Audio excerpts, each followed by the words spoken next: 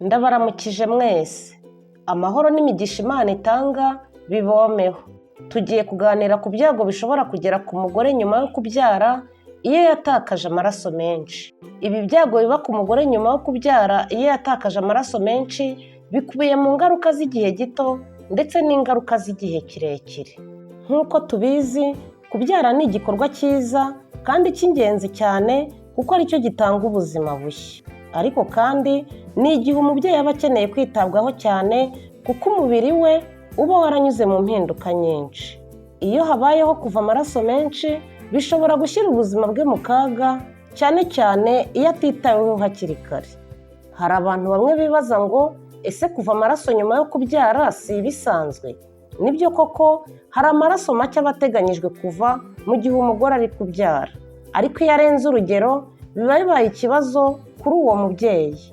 Niyo mpamvu nshimye ko tuganira ku ngaruka z'igihe gito ndetse n'ingaruka z'igihe kirekire zizanwa no kuva amaraso menshi nyuma yo kubyara, kugira ngo twongere ubumenyi, dusobanukirwe n'uburemere bw'iki kibazo, maze bidutere imbaraga zo kurengera umubyeyi mu buryo bwose. Aha ni kuri Tubiganireho TV, njye nitwa Miriam, mbahaye ikaze.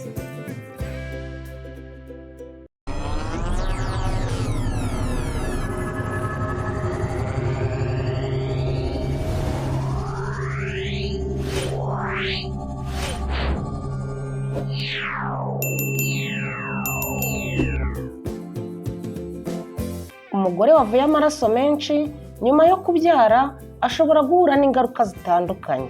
Reka duhere ku ngaruka z'igihe gito.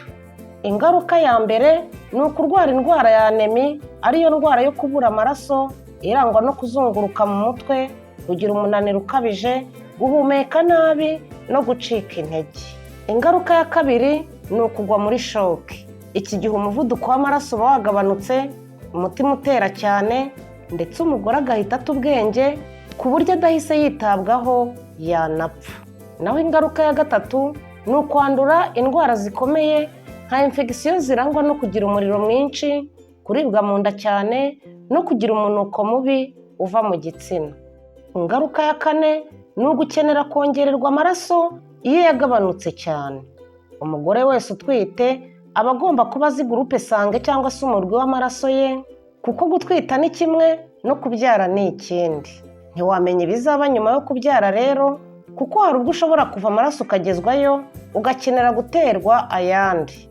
Iyo uzi neza gurupe sange yawe cyangwa se umurwi w'amaraso yawe, uba wiyorohereje ubutabazi bwihuse, cyangwa se ukaba worohereje n'abaganga kukubonera ubufasha vuba.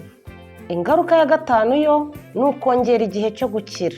Niba wari bumare icyumweru nk'uko bisanzwe ugasohoka, ushobora gusanga usohotse na nyuma y'ukwezi kubera kuzahara no gusubira mu bitaro inshuro nyinshi. Reka tunarebere hamwe ingaruka z'igihe kirekire umugore ashobora guhura nazo nyuma yo kubyara iyo yatakaje amaraso menshi. Ingaruka ya mbere ni ukwangirika kwa nyababyeyi, rimwe na rimwe bikaba byanaba ngombwa ko bayikuramo. Iyi ngaruka ni mbi cyane kuko iyo bagukuyemo nyababyeyi birumvikana ntago uba ugomba kuzongera gusama na rimwe. Ingaruka ya kabiri ni ukwangirika kw'ingingo zimwe na zimwe z'umubiri, nk'impyiko, ubwonko cyangwa se umwijima, bitewe n'uko amaraso aba yabaye make igihe kirekire. Ingaruka ya gatatu ni ukunanirwa konsa. Gutakaza amaraso menshi bishobora kugabanya amashereka, maze bigatuma umwana atabona indyo ihagije ku buryo bimuviramo kugwingira. Ingaruka ya kane ni ibibazo by'imitekerereze. Kuva amaraso menshi nyuma yo kubyara bikurura kugira agahinda gakabije, guhangayika, kugira ubwoba no kwiyumva nta gaciro umubyeyi afite bitewe n'ingaruka yanyuzemo. Ingaruka ya gatanu y'igihe kirekire ni ukugira ibibazo mu mibonano mpuzabitsina cyangwa se mu mibereho y'urugo. Iyo umugore yahuye n'iki kibazo, akenshi ahura n'uko irari ryo gutera akabariro rigabanuka cyane ku buryo byamuteranya n'umugabo. Ashobora no kubaho afite ubwoba bwo kuzongera gusama, maze akabarirwa muri ba bandi barwaye intinyi bakuze. Ingaruka ya gatandatu ni ukongera kugira ibyago byo kuva amaraso menshi mu kubyara kuzakurikiraho. Ibi niko bigendekera abagore benshi bigeze kuva amaraso nyuma yo kubyara kabone n'ubwo haba haciyemo imyaka myinshi atarongera kubyara. Ingaruka ya 7 ni uko ashobora gusigarana ubumuga buhoraho no guhorana intege nke kubera anema idakira. Kuva amaraso menshi nyuma yo kubyara bishobora kugira ingaruka z'igihe kirekire ku buzima bw'umubyeyi, ku mwana n'umuryango muri rusange. Niyo mpamvu kwitabwaho hakiri kare, kubyarira kwa muganga no gukurikirana umubyeyi neza nyuma yo kubyara ari ingenzi cyane. Ariko ngizi inama zo kwitabwaho: abagore batwite bagomba kwitabira neza gahunda yo kwipimisha kwa muganga, kuko kwipimisha kenshi bituma ibibazo bimenyekana hakiri kare, bigafasha kwirinda kuva amaraso menshi nyuma yo kubyara. Ikindi ni ukubyarira kwa muganga cyangwa ku kigo nderabuzima kandi akahagera ku gihe inda ikimufata. Umubyeyi kandi aba agomba kurya indyo yuzuye agitwite, akanywa n'imiti neza ahabwa na muganga imwongerera amaraso. Aba kandi agomba kwipresenta ku mujyanama w'ubuzima kuko amufasha by'umwihariko kumujyana kwa muganga mu gihe inda imufashe.